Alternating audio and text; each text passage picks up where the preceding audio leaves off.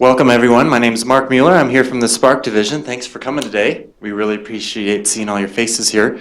How many of you are here for the first time? Never been to an Ignite present? Wow, most of us. Okay, great. How about has anyone been here that's done it before? Is anybody a veteran? Or seen it once or twice, or 2 or 3 or 4 of you? Okay, excellent. Did some of you come from across town today? Who are our Center Green and Foothills folks? Oh, good. So thank you. All right, great. So we all are represented here. That's awesome.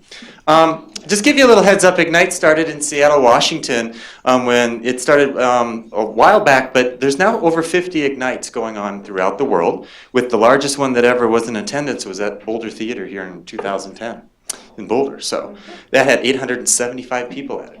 So these do get rather large, and they also are intimate at the same time. You can see that we're trying to enlighten and make it quick here on topics of interest to us. And we're going to have 15 slides today per presenter, and they have 20 seconds each on an automatic timed run. So they have to get it over with.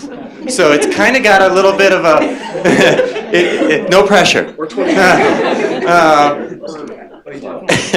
There's going to be a total of 8 presenters today, so it will go rather fast. If you've been to one before, we're going to give you a slightly different style today, perhaps, in terms of we're going to keep it going today. We're not going to stop between presenters other than to mic them up and take just 1 or 2 questions. But that leaves us a lot of time at the end to have a general discussion with everyone.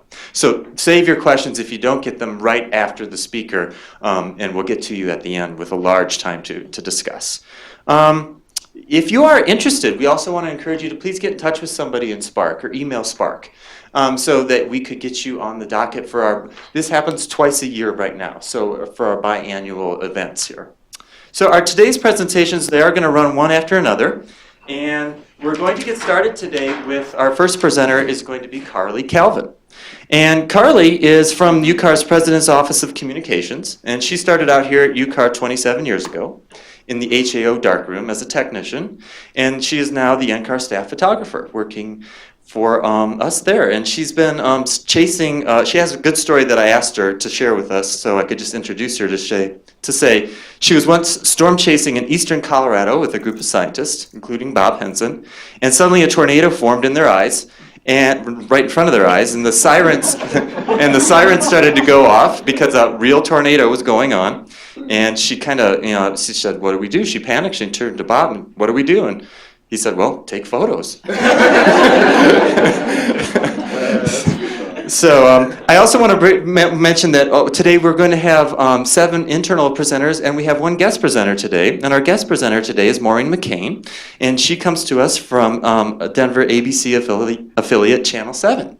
And she is, we're really excited to have a guest speaker here that's interested in the same line of work we do here in terms of communicating and educating and working on meteorology together. So with that said, we're going to get started with Caryle Calvin. Can you hear me? All right.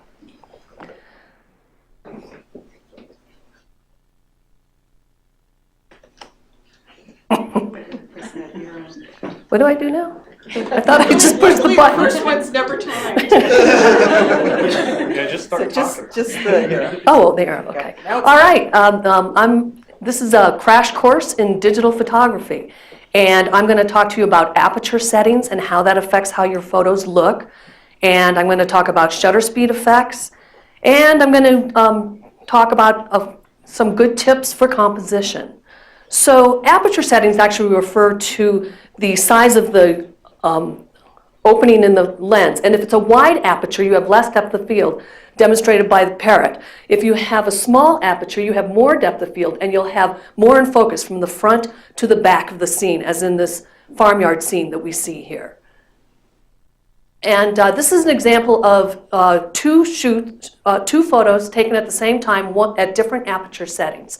So you can see that the first one was taken at a wide aperture setting, and it has very little depth of field. The background is out of focus. The other one was taken at a smaller aperture, so you see that there's more depth of field. You start to see the background. So let's talk about shutter speed. Shutter speed is how fast the shutter opens and closes in the camera. So fast shutter speed will stop action, as in this wave where the particles of water have been frozen in time. A slow shutter speed will cause this kind of fluid motion in the water that gives it kind of a serene look.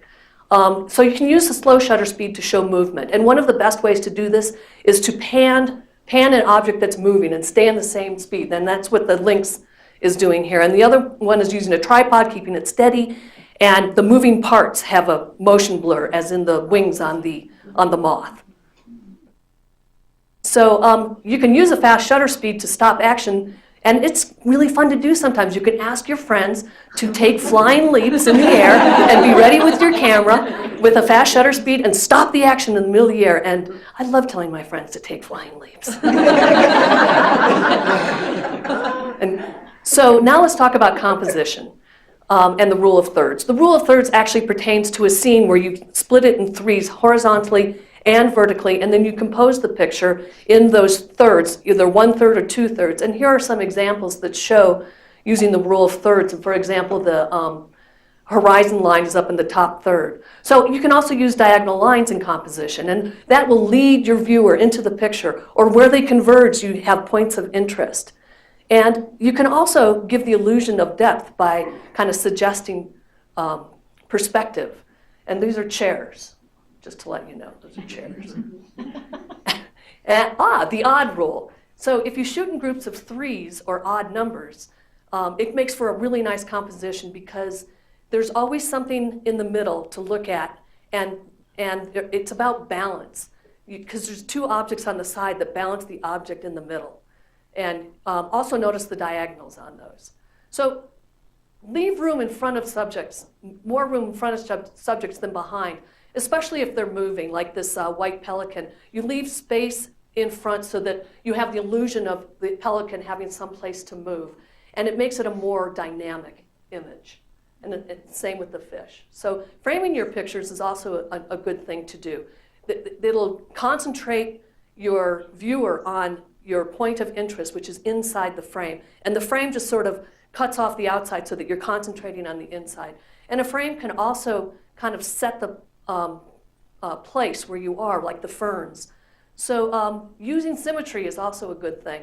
The columbine, you look right at the center. The mountain picture, we've broken the rule of thirds on that and cut it right in half. But hey, it's okay to break rules every now and then, right? So when you compose your pictures, try to think of what it is you want to emphasize and what it is that you want to be your point of interest. Use simplicity, but use some of these rules that we've talked about, like framing with the petals, like diagonal lines. Use a focus and depth of field, and you can make for a real compelling image. So find different heights to choose from. Find a new perspective. Get down to eye level, especially with kids and pets. Get down and you can have a better interaction with your subject if you're down low. And it can be scary. So finally, look at things differently. Look for texture, look for patterns, and, well, I like to look for faces. And in fact, that's the Phantom of the Opera right up there in the upper left-hand corner. So I hope that I've inspired you to grab your cameras, go out and take some great pictures. So